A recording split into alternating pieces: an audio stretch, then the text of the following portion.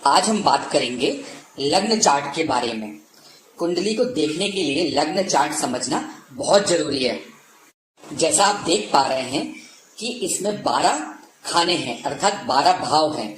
तो जो पहला भाव होता है उसे लग्न भाव कहते हैं। यहाँ से ही घर का स्टार्टिंग शुरू होती है, अर्थात कुंडली की जो शुरुआत होती है वो लग्न से या प्रथम भाव से ही होती है। इसके बाद वाला दूसरा, उसके बाद वाला तीसरा, फिर चौथा, पांचवा, छठवा, सातवां, आठवां, नौवां, 10वां, 11वां और 12वां, ऐसे 12 घर होते हैं। यहाँ पे नंबर कोई भी लिखा हो, ग्रह कोई भी लिखे हो, पर ये भाव एक ही होते हैं। अर्थात पहला भाव जो है वो पहला ही कहा जाएगा, उसे लग्न ही भाव कहा जाएगा। अब हम चर्चा करेंगे कि कोई भी भाव जो होता है वो क्या दर्शाता है। तो प्रथम भाव जो होता है वो हमारे शरीर, रंग, आकृति को दर्शाता है। द्वितीय भाव जो होता है वो धन, धान, संपत्ति, कुटुंब को दर्शाता है।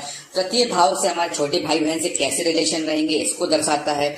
चतुर्थ भाव जो होता है वो माता का घर भी कहलाता है। इससे सुख, समृद्ध, गाड़ी, घर कैसा होगा ये दर्शाता है। पंचम भाव बुद्धि और बच्चा, आपकी संतान को दर्शाता है। छठवां भाव आपकी चिंता को, रोग को दर्शाता है, ऋण को दर्शाता है। मुकदमेबाजी को भी छठे भाव से ही देखा जाता है। सप्तम भाव को जीवन साथी जो हो गया या आपके रिलेशन हो गया उसको सप्तम भाव से समझा जाता है।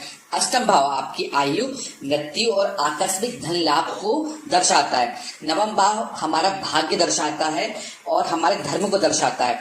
दसम भाव पिता का घर कहलाता है। राज्य, हम किस तरीके की नौकरी करेंगे, किस तरीके का कारोबार करेंगे, इसको दसम भाव से देखा जाता है। यदि अब एकादश की बात करें तो ये आय भाव या उपलब्धि भाव कहलाता है।